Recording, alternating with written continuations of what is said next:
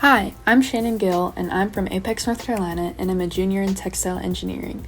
This summer, I interned at Contempora Fabrics in Lumberton, North Carolina, a team and performance apparel knitting company. My first project was working with a team to clean and organize a sample room, a space in the warehouse that houses thousands of rolls of fabric from the early 2000s to now call home. The end goal is to relocate the rolls into a new and much cleaner space. I also shadowed Contempora's product development engineers, and they taught me all their tips and tricks of analyzing fabric.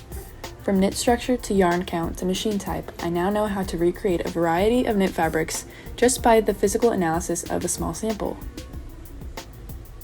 I also created a digital fabric library of vintage fabrics from the 90s. This library will one day become a part of the cloud system so that the product development team can recreate or alter these designs to sell to customers.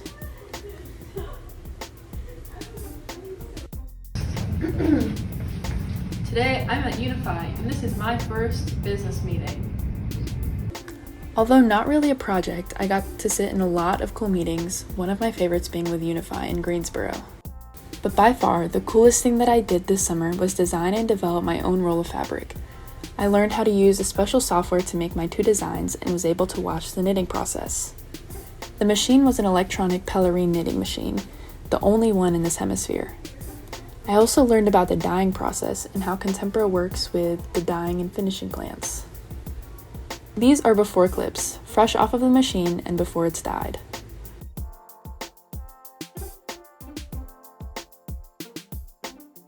This is what it looks like after. Of course, it's an NC State red.